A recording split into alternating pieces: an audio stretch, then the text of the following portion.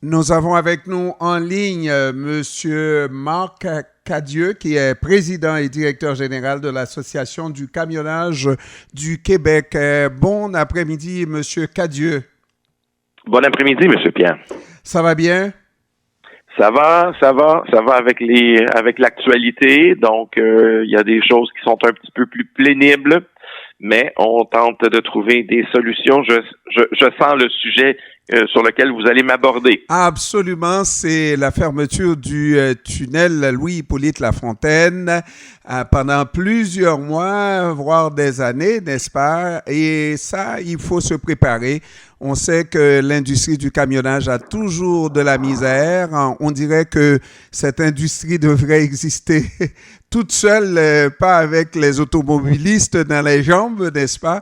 Et maintenant qu'on va enlever des voies de circulation dans Montréal de toutes les cônes, n'est-ce pas? Ça risque d'être pénible pour l'industrie du camionnage. Alors, vous avez sûrement des choses à demander à la Ville de Montréal qui va essayer de gérer la situation de son mieux. Quelles sont ces demandes vis-à-vis de la Ville de Montréal? Ben, en fait, oui, en préambule, bien sûr que l'industrie du transport de marchandises sera lourdement affectée, mais aussi tous les usagers. Et je sais que parmi vos auditeurs, plusieurs sont dans le domaine du transport de personnes. Donc, ils seront affectés eux aussi, comme ils le sont d'ailleurs depuis déjà quelques années avec tous les chantiers qu'on connaît sur l'île de Montréal.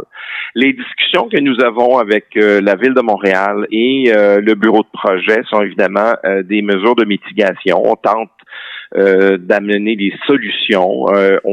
J'ai eu des échanges hier avec la conseillère Madame Moserol, qui est responsable au comité exécutif du transport, qui est très collaboratrice avec nous, pour évidemment parler de signaleurs, de policiers sur les coins de rue pour accélérer la circulation, d'être capable aussi d'ajuster les feux de circulation selon la densité de la circulation et bien sûr tenter par toutes les idées et les bonnes idées de tenter aussi de convaincre une partie de la population d'adhérer au transport collectif et au transport de personnes. Et ça, c'est tout un projet. Je pense que avec ce dernier point, enfin, ce que l'industrie espère, beaucoup de gens espèrent aussi qu'on va arriver à convaincre la population, en tout cas une bonne partie des automobilistes, à changer leurs habitudes de consommation. Mais avant d'arriver à ça,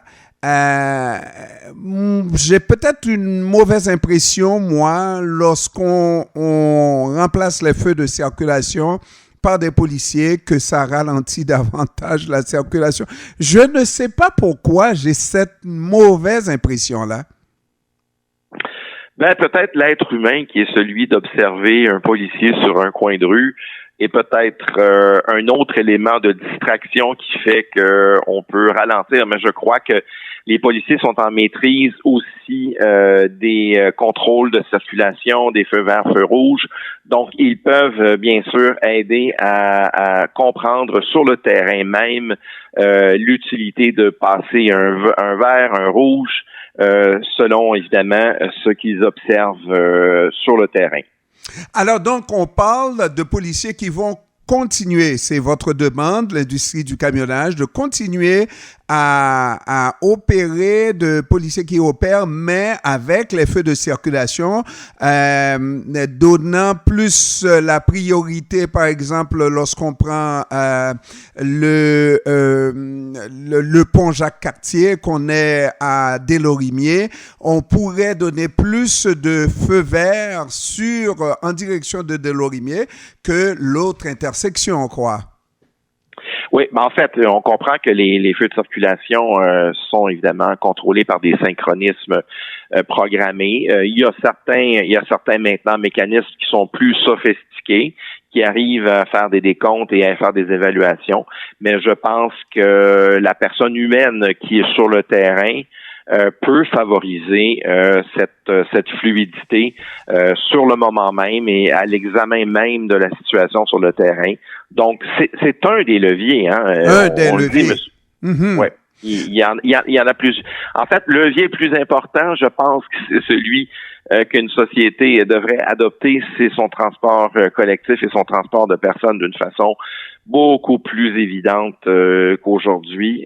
Mais peut-être que la force des choses arrivera à convaincre ces usagers de se déplacer par les transports collectifs.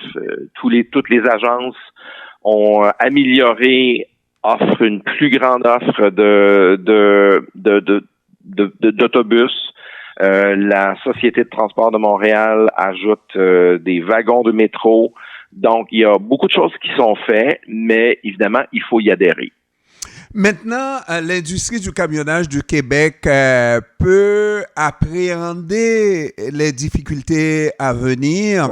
Est-ce qu'il y aura des pertes pour cette industrie-là? Est-ce qu'il y aura des tablettes vides, comme on a constaté au début de la COVID, à cause de ce bouchon à venir, une voie de circulation, disons, un pont extrêmement important, le pont-tunnel en moins dans Montréal. C'est des entraves énormes à venir. Oui, en fait, on aborde aussi plusieurs phénomènes de société, c'est-à-dire que lorsqu'on voit qu'un produit peut être en quasi-rupture, on décide qu'on va en faire l'acquisition d'une quantité supplémentaire, ce qui est la chose à ne pas faire, parce que là, on vient déséquilibrer la chaîne d'approvisionnement. Il est certain que avec les expériences de la pandémie que nous avons connues, dans ces cas-là, évidemment, il y avait des fermetures complètes de certains secteurs d'approvisionnement, dans le secteur manufacturier ou de la transformation. Alors, c'est ça. Par contre, on sait que le transport de marchandises, cette chaîne de logistique et d'approvisionnement, est fragile dans les moments où on va exercer des temps de déplacement qui vont passer de 3, 4 et même dans certains cas à 6 fois plus de temps, avec aussi ce qui nous rejoint comme dans toutes les industries, une pénurie de personnel. Alors, il n'est pas impossible qu'on ait momentanément certaines ruptures de stock, mais ce qu'il ne faut surtout pas faire, c'est déstabiliser cette chaîne-là en s'approvisionnant de façon démesurée au-delà de nos besoins au jour le jour. Ça veut dire passer 6 fois plus de temps dans le trafic. Ça voudrait dire naturellement moins de revenus pour l'industrie du camionnage.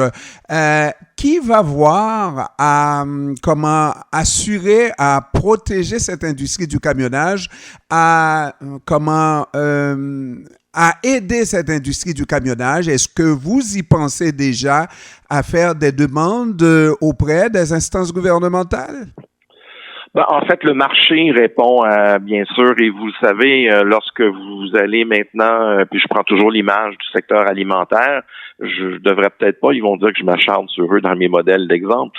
Et vous voyez maintenant des items sur lesquels vous aviez des références de prix et maintenant vous voyez tout à fait une différence. Il y a dans tout item une grosse différence. Oui, mais dans tout item qu'on acquiert, que ce soit un morceau de vêtement ou un morceau ou un aliment, il y a le coût du transport qui est dans le prix total. Donc, il est certain que les tarifications en matière de transport ont dû s'ajuster. Nos salaires ont dû augmenter parce qu'on est en pénurie. Nos équipements sont plus coûteux, nos carburants sont plus coûteux, nos assurances sont plus coûteuses. Donc, tout ça, évidemment, est une pression sur le coût de transport et la tarification du transport. Une entreprise doit bien sûr faire en sorte de ne pas faire banqueroute. Donc, le marché ajuste bien sûr ces tarifications-là à la demande et selon le marché, la compétitivité. Donc, c'est pas pour rien qu'on voit que maintenant le panier d'épicerie ou tout achat on voit de fortes augmentations sur beaucoup d'items. C'est parce qu'il y a beaucoup de choses qui ont augmenté autour de cet item-là. Monsieur Cadieux, vous êtes de l'industrie, président de l'industrie du camionnage du Québec. Vous devez savoir qu'à un moment donné, le marché américain était beaucoup plus attractif, mais avec le temps, le taux de change et tout ça, les Canadiens ont acheté davantage, ont consommé davantage les produits canadiens ici au Canada. Est-ce que avec ce qui est à venir, le marché américain ne risque pas de redevenir attractif pour les Canadiens et les Québécois? Ben, le marché américain, pour suivre un peu la donne, je suis allé moi-même du côté américain au cours de l'été.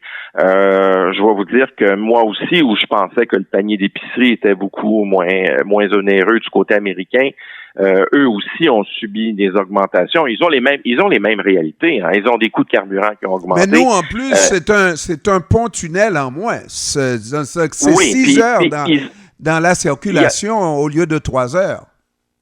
Oui, mais aussi, M. Pierre, pour terminer le sujet du côté américain, il y a le taux de change aussi qui est assez considérable. Oui, effectivement, il est certain qu'on a évidemment une importante perte de productivité et des fortes augmentations de coûts avec, bien sûr, les temps de déplacement que nous connaîtrons.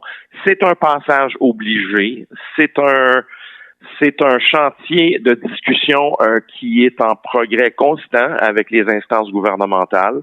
J'ai eu plusieurs réunions depuis les derniers mois. J'en ai eu 7 semaines. J'en ai d'autres de prévues toutes les semaines pour une mise à jour et on va tenter de trouver et amoindrir l'impact et trouver d'autres mesures de mitigation. Marc Cadieux, qui est président donc de cette société, l'Association des camionneurs du camionnage du Québec.